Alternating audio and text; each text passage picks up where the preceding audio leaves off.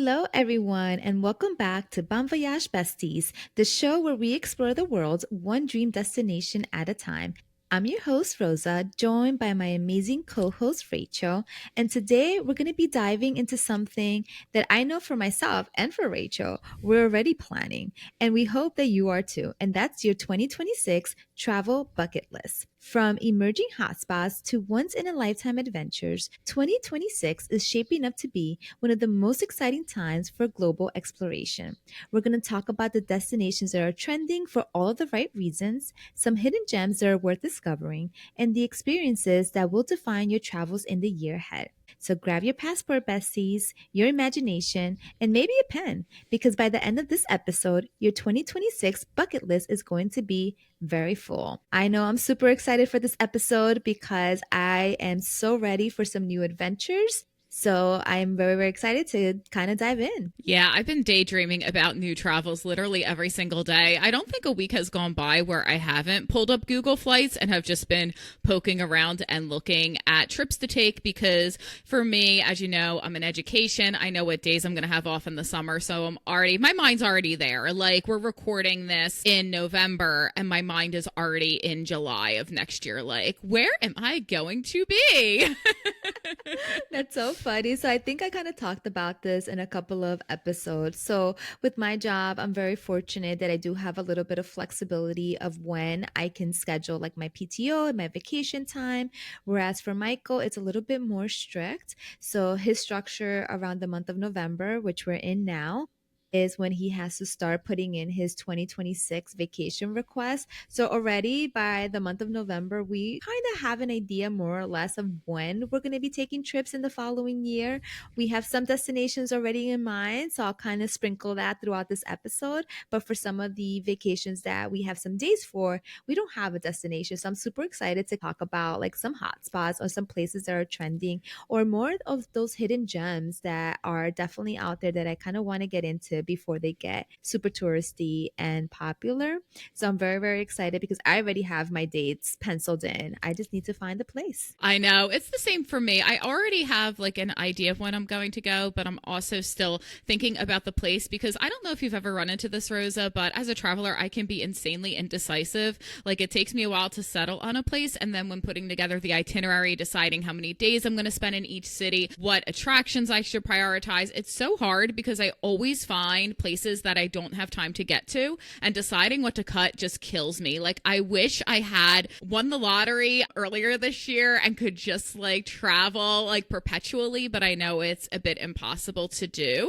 And like Rosa and I said, like we're already like looking a couple of months ahead. If you spend any time on social media, you know that travel is a very well liked hobby. Everyone likes to travel. So even though it might feel really early, it's important to think about where you want to go now and start booking in advance because to get the best deals, you normally do have to book months advance. I remember when I first started traveling and that wasn't always the case, but now I feel like it definitely is. I definitely agree with that. And I also feel the same way. For me, I'm very limited with my PTO. So typically, if we do go somewhere, it's usually for about a week, maybe 2 weeks, depending on the destination. So I always feel like I never have enough time. So I think one of the cool things that I kind of see a little bit more of a trend now, and something that I personally have been trying to do a little bit more, is be a little bit more intentional with my travel and kind of experience a little bit more of the slow travel. Where if I am going to a new destination, maybe I kind of pick a home base. And even if I am doing day trips outside of the area, I'm kind of focusing on one or two places. So, for instance, when we went to Greece this past time, we stood in Athens for a few days and did some day trips out of Athens. And then we selected Nafio as our second home base, where we spent a couple of nights there and did some day trips. So, I feel like that's a good way that you can still explore a new destination without feeling rushed. You can still see some of the popular attractions, but also get a mix of those hidden gems, and you're not rushing around from one destination to the other. Because I know I've made that mistake where I've traveled somewhere and like every 2 nights I'm changing hotels, and it's just like a killer because you're taking time away from exploring. Instead, you're commuting back and forth, bouncing around. So I think being intentional when making a selection of places that you're traveling to will kind of make it a better trip overall. Absolutely agree. And I love that. So Rosa and I on the show have talked about slow travel before. This isn't exactly a new concept, but we both continue to think that it'll be a trend in 2026 because, like, even though it would be nice to travel forever, a lot of us are limited. And Rosa's absolutely right. If you spend like every night repacking, checking into a new hotel, some hotels they won't let you check in until 3. You're leaving your bags there. You're kind of in that weird state of limbo. I always know when I get off an international flight and I can't check until 3 or 4, and I just kind of feel like unmoored and unanchored. It's like kind of a weird feeling. So if you're doing that constantly, it definitely takes away time on your trip. In addition to the public transportation that's involved. Maybe you have to like board a train, you have to book a flight. And we did something similar to our trip to Greece this summer where we went to Crete. We only picked the one island for a week as opposed to island hopping every other day because that would involve getting on a ferry, and sometimes the ferries like took a long time when we were looking at the schedule. So I definitely think 2026 it'll definitely be more of slow travel. Even though like I'm overwhelmed with all the destinations to pick from, I do think slow travel will continue trending in 2026. And for our listeners, it's something we highly recommend that you do because your paid time off is valuable, your money is valuable, and your time is valuable. Like sometimes it's worth just having the extra time to really soak up a new city as opposed to seeing a checklist of things and then like by the end of it you can't even remember what it was that you did. Exactly. And I think also too for 2026, one of the things that I've kind of seen throughout my social media. So I know, Rachel, you coach soccer. So 2026 is a really, really big year for our football fans because we World have the Cup! World Cup. And we're very fortunate. I mean, I'm not looking forward to the traffic, but I am very, very excited that we're hosting it here in New Jersey. So that's going to be super popular. So if you are a fanatic or sports enthusiast, definitely you can look into different events happening throughout like Canada, Mexico, and obviously within the United States. So that's something that's going to be super popular throughout early 2026. I'm so excited for the World Cup energy in New Jersey. I can't even tell you. So, funnily enough, I never was a big soccer or football fan growing up. It just wasn't something that I did. And now that I coach and I see how much joy the World Cup brings to my students, I am like so super hyped. Keep in mind that tickets are a little pricey, although I know they're having like a ton of different events all over New Jersey. It's something I haven't done much research into, but I really feel like I should because the World Cup is going to be huge in 2026. And I think you kind of touched on that already is if you are traveling, let's say if you are going to be visiting one of these countries or traveling domestically with the US, making those reservations, you would think like, yes, we're in November and a lot of the events are not happening, especially like the World Cup final. It's not till I think July, but booking those accommodations and those flights earlier definitely are going to be a money saver because as you kind of get closer, it'll be kind of hit or miss, but I'm pretty sure accommodations are probably going to skyrocket. So you can look at alternatives staying within like different areas of New Jersey, not always just staying in like New York City, which tend to be a little bit more popular because you are going to save some money staying right in the New Jersey side. Yeah, and New York is one of those destinations that's expensive regardless. I do feel like in 2025, and I'm sure it's going to continue into 2026, New York City hotels are so much more expensive than I ever remember them being. Like sometimes I would be invited on different press events to New York where I could just like spend a night. Like I remember years ago, I think it was Newfoundland who invited a couple of us to see Come From Away, and I was able to get a last minute hotel and it was reasonably priced. I don't feel like you find that quite as much now. New York has gotten really, really, really pricey. So you could say that's double for the World Cup coming up. Exactly, easily. So definitely planning ahead, I think is key.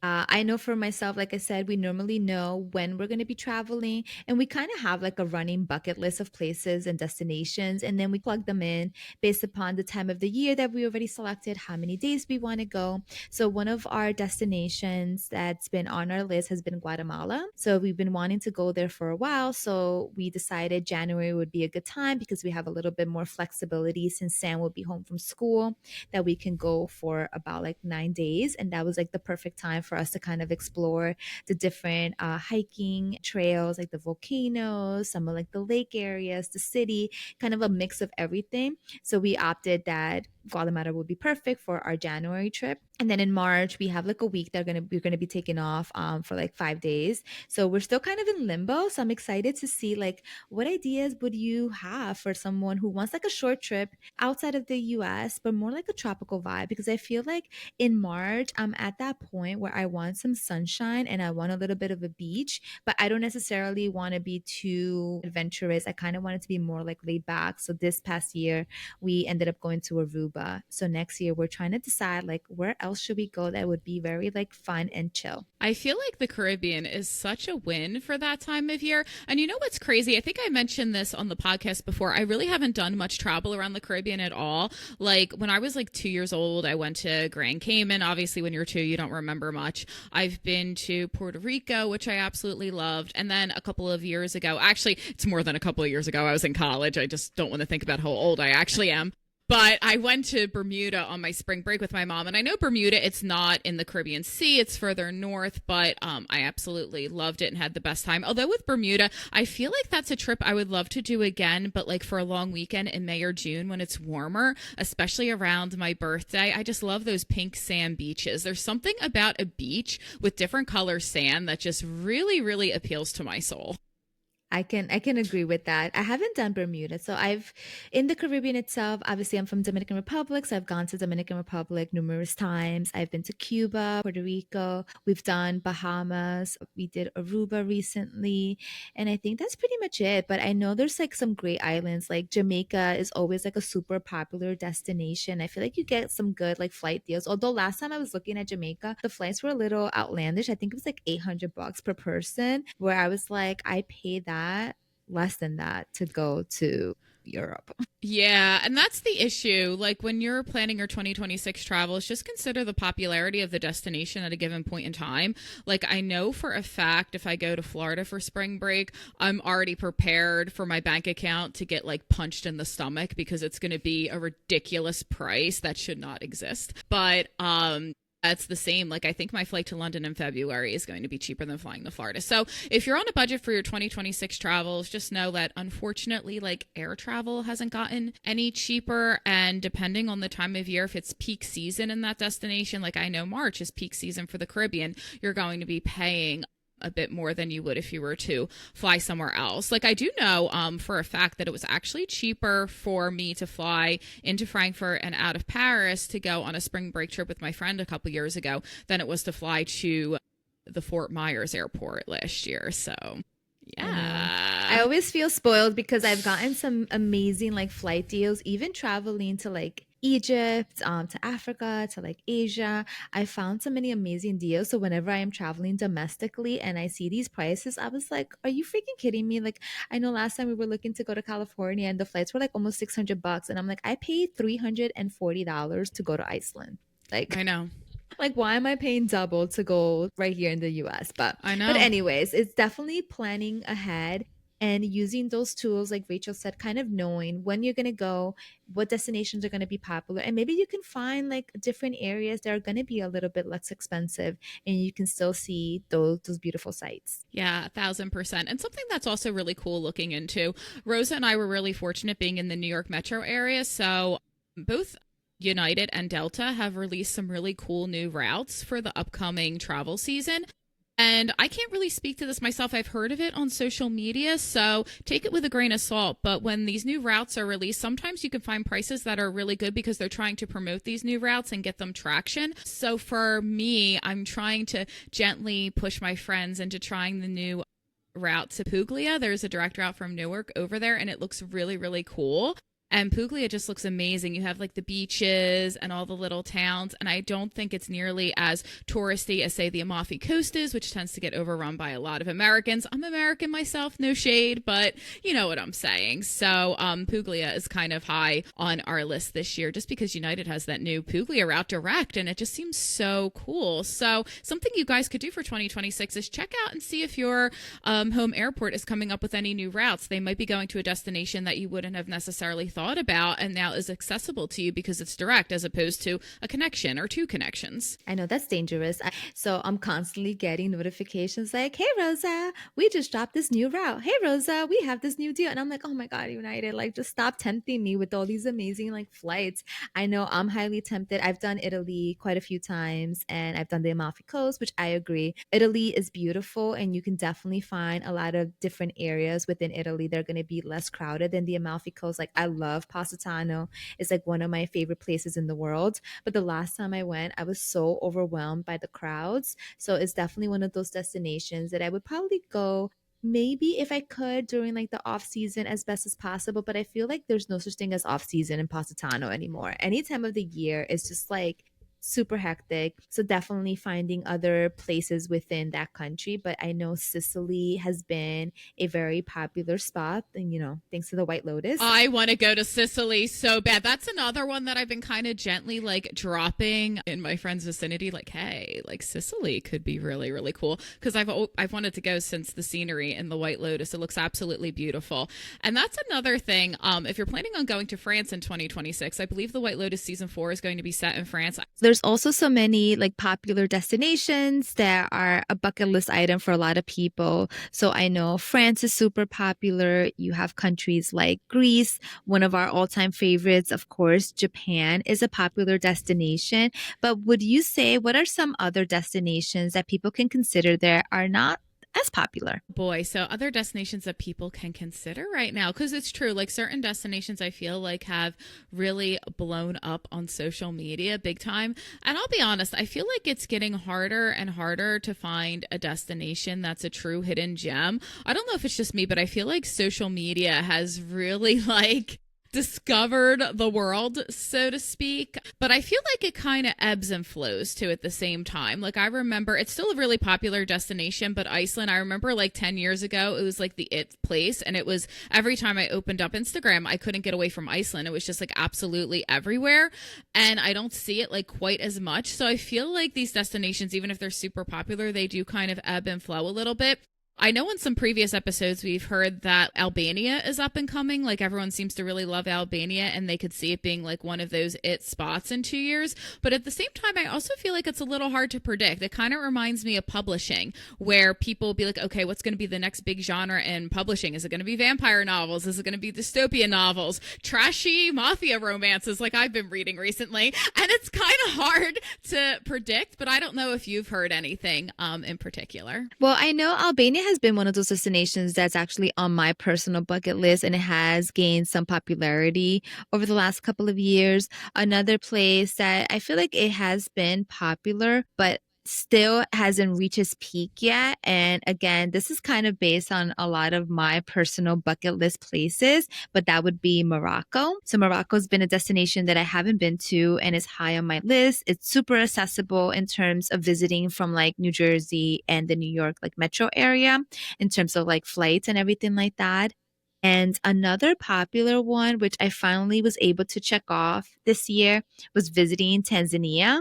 But if you want to do like the safari, Tanzania is a beautiful country. The people were great. But you also have other destinations like Botswana that you can maybe consider that would probably be maybe, I don't know, I wouldn't say the word cost effective because going on a safari it's not cheap. But if you plan ahead of time, I use a travel company with booking my trip to Tanzania and that worked out wonderful because everything was like taken care of for us.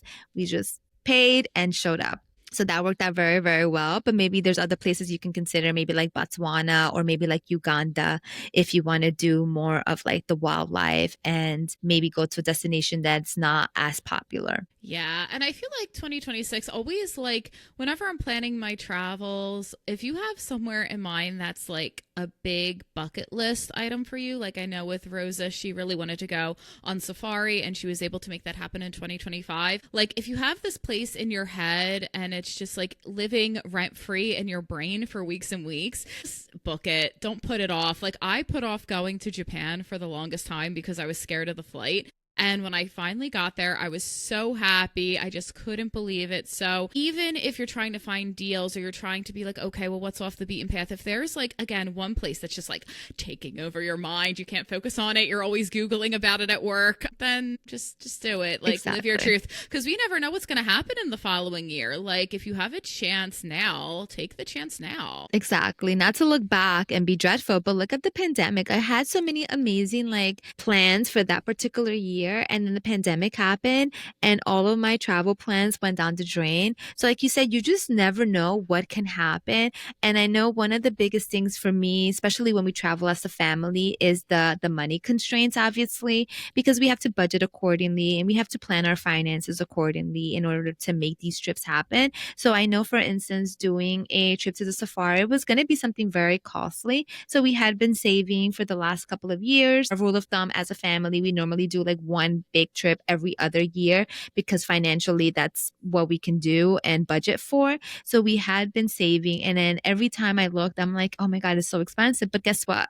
It's only going to get more expensive. So we found ways to kind of offset our costs, whether it was using some miles in order to reduce the cost of our flights or finding other ways that we were able to kind of reduce the expenses. But if price is an object, just plan and budget accordingly because believe me, it's not going to get cheaper. No, and that's the thing. Don't just assume prices are going to go down because I remember feeling like travel was so expensive 10 years ago when I first started traveling solo, and it's only gotten more expensive since then. And honestly, I've never regretted any of the money that I've spent on any of these experiences. Like, yeah, I may not have a house in New Jersey, but I have been to 30 countries, and those memories will live longer than any mortgage. So you know what? You know what? It's all good. It's all good. I'm with you on that one. You know, travel is like my safe space. So I Mm. definitely love the planning process. And just like, I'm also like a creature of habit because I've been to some destinations that I really love. Like I said, I've done Italy numerous times, Greece. I've gone to Iceland a few times as well. And Mexico. I just love these countries. So like I'm such a repeater because I'm always torn between going to a new destination and going to a place that I know I already love. So I'm always trying to find that balance. But speaking of some hidden gems or maybe some lesser travel to destinations, I know I had a couple of friends of mine that they actually went this year to some of the stand countries. So my Yeah, I've friend, heard. yeah, she went to, I'm sorry if I'm butchering it, Uzbekistan, I I've think. heard such good things. We actually, my friend and I did a little panel at the Travel and Adventure Show in New York last January, and their tourism board was at the event, and we had a chance to talk to them. And it seems like a really awesome place to go. I know it's definitely up and coming, and a lot of people I've been seeing on social media have been going, and the pictures look beautiful. Like I feel like I would be like on the Silk Road or something. Yeah, no, it looks beautiful and like looking at like the mosque and all of that, it looks beautiful. And it's funny because there's a restaurant near my house that they're owned by a family from Uzbekistan, and the food is phenomenal. So I can only imagine like the food in the region itself while traveling there. So I know that's like one of those destinations that maybe you do have to plan ahead. I know a couple of people that I follow on social media, they're planning like group trips. I know there's a travel conference that's going to take place there next year. So maybe if you don't necessarily feel comfortable going on your own, it's a new destination, a new region, then maybe looking into like a group trip or even going to like a travel conference. For me, that's a great way to explore new places. And I've gone to new destinations just doing travel conferences where I normally wouldn't go on my own. And then when I go, I'm like, in love with the place. And I'm like, why didn't I come here sooner? I know. I've done the same thing. Like, if you're a travel content creator listening to this, it's definitely worth your while to go to some conferences because, like Rosa said, you could go to a destination that wasn't necessarily on your radar. So it's not nearly as exotic. But a couple years ago, I went to Wits in Kansas City, and Kansas City is one of those places I never even thought about. But I was like, I'll go to the conference, and the barbecue, girl, was so good. It was worth flying there for the barbecue and the coffee. The coffee was quite nice as well. That's so funny, yeah, because I went to Utah, and Utah had been one of those places that I was like, oh, what am I gonna do in Utah? Like, I'm not a big skier, so I always thought of Utah and like just like more like a ski destination for some reason. And I just didn't see myself going there. But I also went for a conference, and I was like, why didn't I come to Utah sooner? We went to Heber Valley. It was beautiful, like the outdoors. It was such a great time, and I would totally, totally go back. So I think that's a good point too. Like, if you are whatever field that you're in. So, like for us, like being in content creation, there are a lot of content related conferences throughout the year, and they take place domestically and outside of the US. I know this year there were a few that took place in like Ireland, Quebec. So, this is also a great way as a content creator to explore a new destination. You can even reach out to the travel conference. Sometimes they even host like fam trips. So, you can go to these destinations, do activities, and it's all included with your admission ticket. So, it's a great way to kind of get out there and also connect with tourism boards because you just never know like, what country. Like I went to a press trip with a tourism board in Brazil, and they were speaking specifically of this region called Pantanal, which they're very famous for like the rainforest. They have apparently the largest jaguar population in like the world, which I didn't even like know. And it Wow. looked beautiful. And I'm like, Brazil is also on my bucket list, but probably not for 2026, probably 2027. And I'm like, I have to go to this region because it was just like beautiful and like phenomenal. So getting to go to these press trips and conferences is a great way to kind of get to know about a new destination that maybe you just didn't even think about. Yeah, absolutely. And this was a couple years ago. It was 2016. Oh God, that was so long ago. But T-Bex was in Stockholm, and it was the same thing. They had a lot of fam trips going on, and one of them was to a different region in Sweden. And we went to this remote island in the Baltic Sea. We took a little rib boat. We had a barbecue on the island. There was no running water, so we had to like use an outhouse and all. But we stayed in a lighthouse, and I went swimming with the seals in the Baltic Sea. It was just like so cool, and it was something that was really unique that I don't think I ever could have planned for if I was just doing it myself because it was so off the beaten path. So it was a lot of fun, and there was like a group of us too. So I got to make new friends, and that's like another nice thing about these conferences. If you're a solo traveler, you can make connections with like-minded people, and don't discount group tours in 2026 as well. I know G Adventures is really popular for solo travels. Intrepid is another great company. I've never taken one of their trips, but a lot of people have raved about them, especially if it's somewhere that you're not sure if you'd be quite comfortable like planning a trip on your own. There's nothing wrong with group tours. Like we are getting rid of group tour shame in 2026. You do not have to do all the planning by yourself because it could be a lot. And I think group trips is a great segue. I know we've mentioned this in a couple of other episodes. Like if you are, maybe you're accustomed to traveling with other people, whether it's your family or your friends, but you don't have anyone to go with for this particular destination or for a particular time, then don't just stay at home. Be adventurous, go out there, and maybe solo travel is not for you. It's not for everyone, but a group trip is a great way for you to be able to still explore. You can have a mix of your own downtime while still being around people. So that's also a great way to get out there and explore and not wait for anyone else to make the trip happen out of the group chat. Like sometimes you just gotta do it yourself, girl. Just get out there, have a great time. You're gonna love Yeah. it. Yeah, just go for it. If you're on the fence about traveling in 2026, but you have like the money, just like please do it. It'll change your life. Or you'll just turn into me and find yourself thinking about nothing else all the time and it'll kind of ruin your life, but you know. Or if you need a plus one, DM me because I'm always down for a random adventure. Oh yeah. Yeah. Rosa and I will take you around the world. Don't worry. If you're scared, your besties are here for you. We're always looking for a reason to book a trip. Always. I'll hold your hand in first class. Let's do it. Oh my God. I need someone to hold my hand in first class. I still need to, what I need to make a goal. It's not going to be this year because it would absolutely like destroy any money that I still have. I do need to fly first class in Emirates now.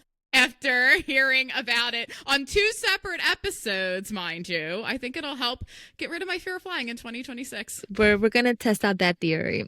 I know during one of our other episodes, I think when we were talking, if I'm recall correctly, I think it was with Robin, and she mentioned Argentina was actually one of the destinations that surprised her in terms of how great they are in terms of like family travel. So if you're a family, Argentina, it could be a great destination to maybe consider for 2026. I know she also mentioned, I think India was also a great destination. Now, granted, depending on where you're located, that could be a longer trip, right? But those are just some destinations. I know for myself, when Sam was younger, our trips would be more towards like the Caribbean, more like beachy, more like Florida. So I feel like you can never go wrong with a trip to Florida. Florida has a lot of like amazing beaches, and being from Jersey, you can get to a beach like we can leave now and like in 4 hours I could be sitting at a beach drinking a pina colada. I know. Florida's my go-to, like, because I have like my family goes down in the winter. It's my go-to when I just want to like sit on a beach with a book and get fat and happy and eat seafood.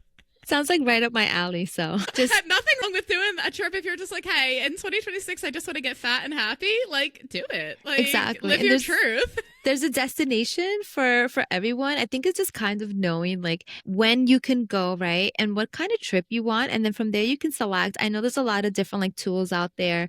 I recently went to an event with Google, and they were talking about a lot of new features that they currently have out. Some of them are still in like the testing mode, but basically you can just kind of like plug in, let's say the month of February location. So let's say I'm flying out of New Jersey, and like the AI generator will give me like some suggestions kind of based on some of my interests, some of my time frame, or maybe if I put like a price constraint, like I don't want my flight to be more than like $300. So maybe that could be like a fun way. Like if you want to be adventurous, I know Rachel, you've done this in the past where you're kind of playing like a little travel roulette and you just let the universe decide for you where to go, because maybe you don't know where to go and you Yeah. have an idea how much you want to spend, how much time, an idea of maybe what you want to do, but there's so many different tools out there that can help you figure out these locations.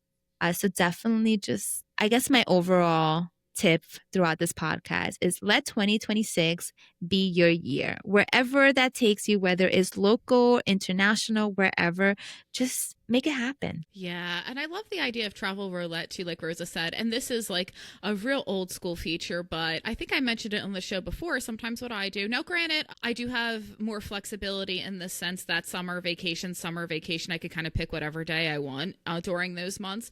But if I'm like, I don't know where to go, I want the cheapest ticket, I'll put in Google Flights, Newark to Europe, direct, and then like all the prices will come up. I'll play with the dates, and then whatever city speaks to me and has the cheapest fare, I just jump on it. I did that last year with Paris. I didn't know I was going to go to Paris in August, and I saw a good deal. So I was like, I'm going to go to Paris in August. Try to stop me. You can't.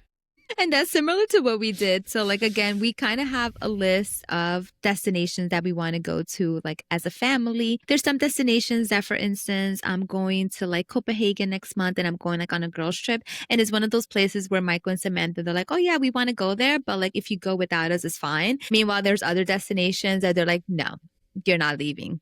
I don't care. Like, if you don't take me with you, you're not leaving New Jersey, Rosa. Yeah, and that's something to consider too. Like in 2026, travel and do it. But if you do have like friends or family who really want to travel with you, try to do what you can to make it happen, because it's kind of similar for me. I have friends who like to travel with me now, so I do feel like sometimes if I book a random trip and they're like not invited, or if it would conflict when we would travel, they would be like, "Are you for real right now?" So if you have people who you want to travel, keep those lines of communication open. And Rosa and I were definitely going to do an episode at some point about getting that group like trip out of the group chat, because I know that can sometimes be a little overwhelming for people. Like, how do I make this trip a reality? But trust me, if there are people in your life who want to travel, like touch space with them this year. If solo travel's not for you and you're lucky enough to have people in your life who want to go, make something happen. And you can get it out of the group chat. I always manage to do it because I just end up booking the flights for everyone, and I'm like, let's go. There's no backing out now. I know. It's so funny. I think when we had Jen on the show, she said it. She was like, you know what? Just book the flight. Everything else, you'll figure it out. But once you book the flight, now you're committed because you're like, oh crap, I have this flight book. So I some way, somehow have to make it happen. So I want to book a flight now. I know. I still have to figure out, again, I need to figure out where we're going to go in the month of March, because Samantha's like, so where are we going, Mom? And I'm like, I don't know yet. I am was like literally dying to book my summer travels, and I can't. And I'm just oh my like, God. how Yeah, no. I have been feeling a little bit like under the weather. So I apologize, guys, if I sound a little like stuffy and out of there. I haven't been 100% myself the last few weeks. Guys, send Rosa all your love, and yes, please send her miles and points. Yeah, so she feels better. Send me some miles, and I'll definitely feel better. But it's so funny because just like thinking about traveling and like exploring new destination, that just already brings me a little bit of joy and happiness. So I definitely look forward to having a trip planned. It's like a little bit of mental sanity when everything else seems like it's falling apart. Like, I know we live in a chaotic world, so that can seem a little whatever, but yeah, for me, it brings me joy.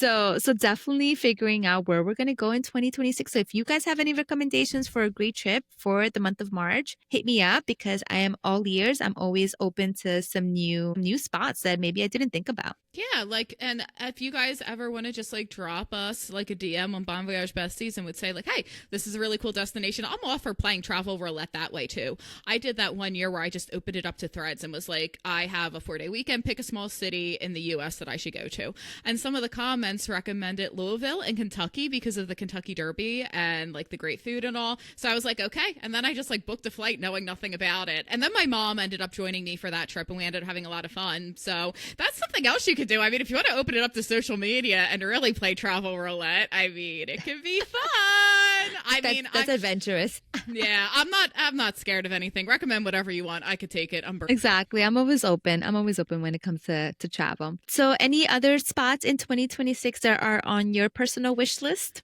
So, like I said, we're thinking of Italy. It just depends where in Italy. I'm trying to gently encourage my mom to go to Spain with me because, again, there's a new route to Spain, to northern Spain and Galicia, which I've always been intrigued by, or possibly going back to Porto. I would love to go back to Portugal because it's one of my favorites and I haven't been in 12 years. I always want to go back to Japan, although I think that'll be 2027. I do know I have to get back there at some point. And the next time I go to Japan, I really want to also go to South Korea because I'm on such a skincare kick that I feel like I have to get there just for the skincare.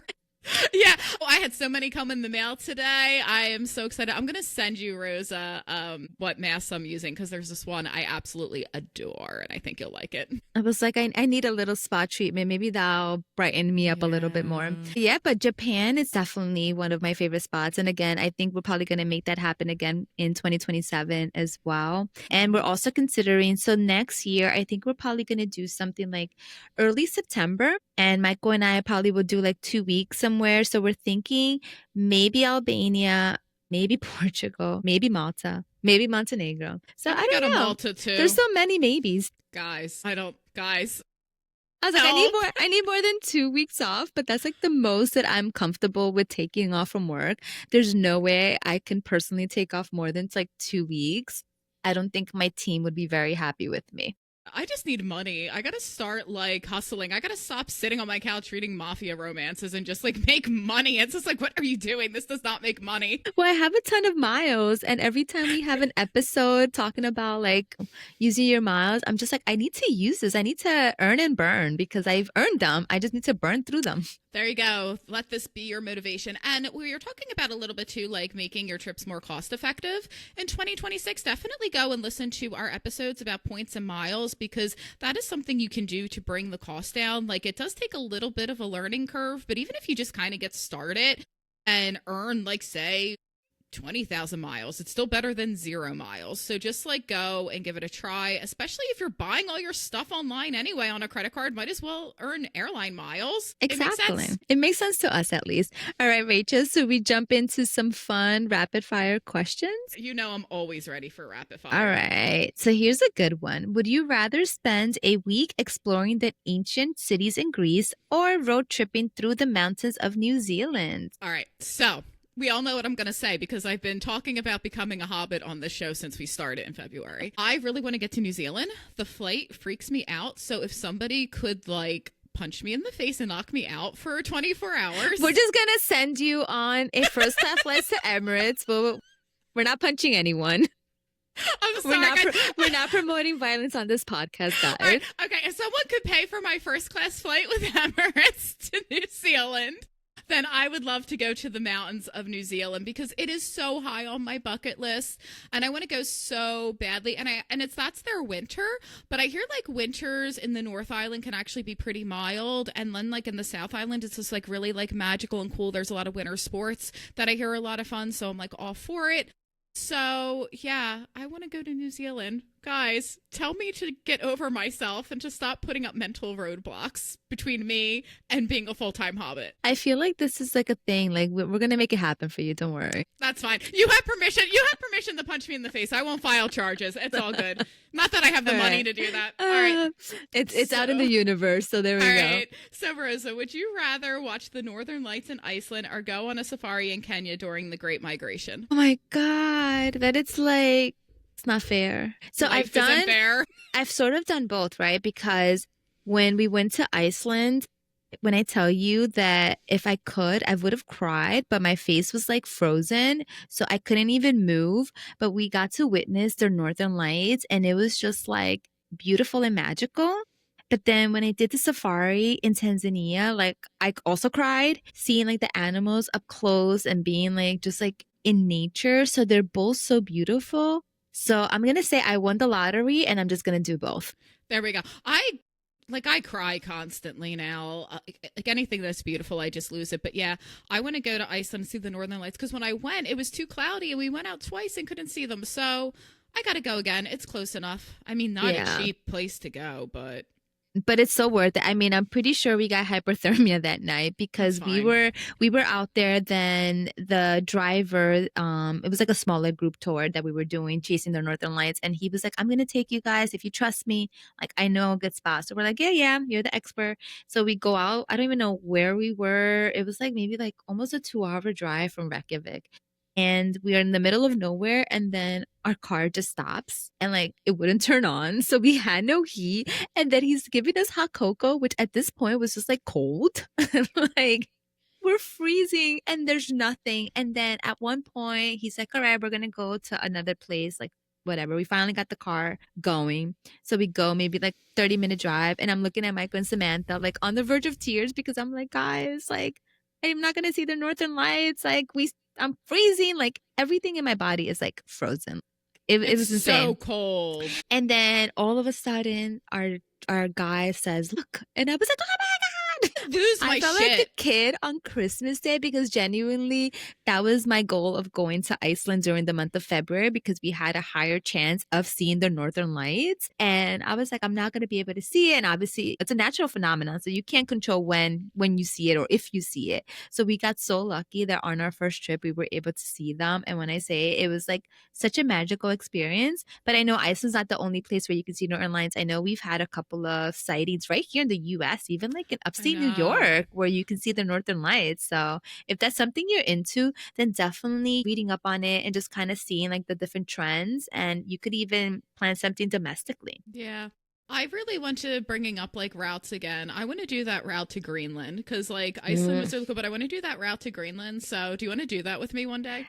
Totally. Greenland and actually Finland is on my list of visiting one day. I would go back to Finland. I went, this was years ago. I was doing a backpacking trip and I just finished backpacking through Lithuania, Latvia, and Estonia for 2 weeks. And it was kind of, I won't go into the trip actually. When I got to Finland, I only had those 2 days and I was just in Helsinki and I was still kind of like, I guess, coming down from the high of traveling. So I would love to go back now as an adult and like see more of the country because it looks absolutely beautiful. So there you go. We just added some more things to our bucket list. Yep. That we did. That we did. All right. So, would you rather stay in a luxury overwater bungalow in the Maldives or backpack through the vibrant street markets and temples in Thailand? Okay, so I'm going to surprise everybody here. I'm going to go with backpacking through Thailand because I've been watching a lot of Thai dramas lately and I really want to go to Thailand now. It's moved up higher on my bucket list. I would love to spend like a month there going to all the different cities, seeing the temples, eating street food, and just having a good time. So that would be my answer. Thailand, it was amazing. So, it's funny because Thailand was actually the first place that Samantha picked that was not Florida. One year, I was like, "Sam, we're going to go somewhere for spring break, like pick a destination, and it cannot be Florida." So I remember at that time, my coworker, she had just returned from a trip to Thailand and she was showing Sam like photos of like all the cool stuff she did. So then Sam's like, "Okay, let's go to Thailand." And I'm like, "Oh man." I was like, "How did I just get myself into like this expensive ass trip?" And it really wasn't. Like the flights, like at that point, this was probably in 2017, I think. So the flights, they were not expensive, but they weren't cheap either. But once you get to Thailand, everything is super affordable. And one of the fun things that we did, and it's actually one of like my favorite travel moments, like of my entire life. And it's when we went to Chiang Mai.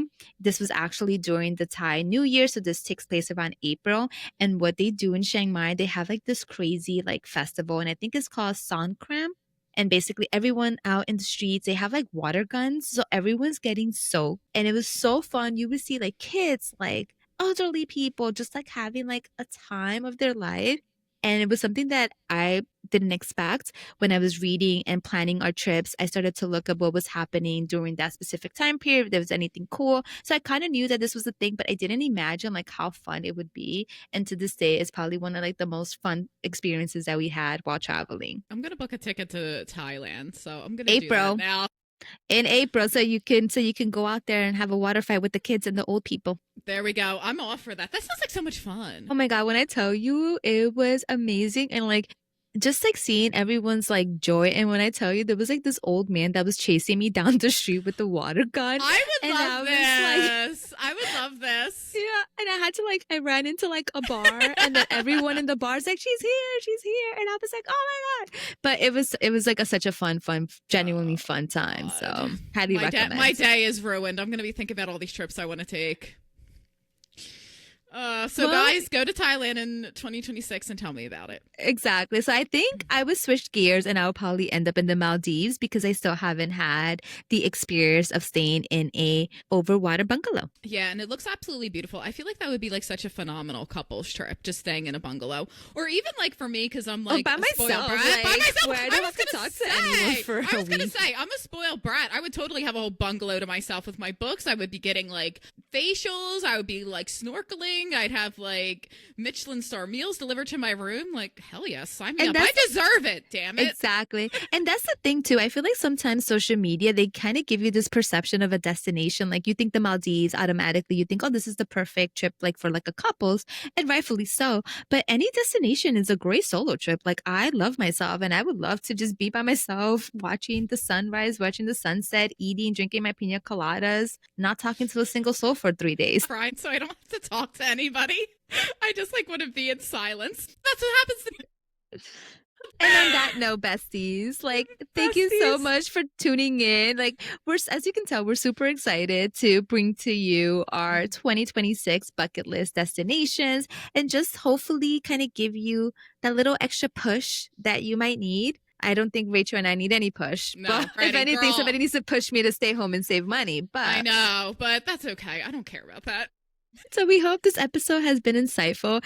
And I'm pretty sure the episode will be dropping when we hit a very huge milestone on Bon Voyage Besties. Yes! And that would be our 40th episode. So I personally just want to say thank you to every one of you for tuning in every week, listening to us yap, and maybe listening to me mispronounce stuff all the time. I'm sorry. And I'm like notoriously bad with that too. So thank you for your patience. If I mispronounce something, just, you can politely DM me and correct me. I don't mind. I really do try my best. And we're super excited. Like 2026 is shaping up to be a great year. Rosa and I have a lot of plans. You'll probably hear of us booking things soon and we'll keep you updated.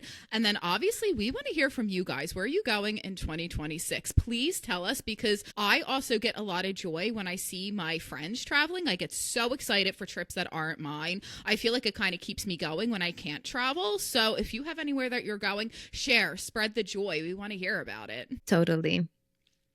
And on that note, we hope today's episode inspired you to grab your passport, spend some money in miles, spark your imagination, and maybe even book a trip to Thailand or New Zealand or the Maldives or Kenya or the Northern Lights or everywhere. Buy a round the world ticket. Just do all of them. Or to a city near you. So there's no wrong way to travel. So just get out there, explore, and just like live life one travel destination at a time. Yep. And we love you guys. We'll see you in the next time, and happy travels for 2026. Adios. Bye, besties. We love you. Bon voyage.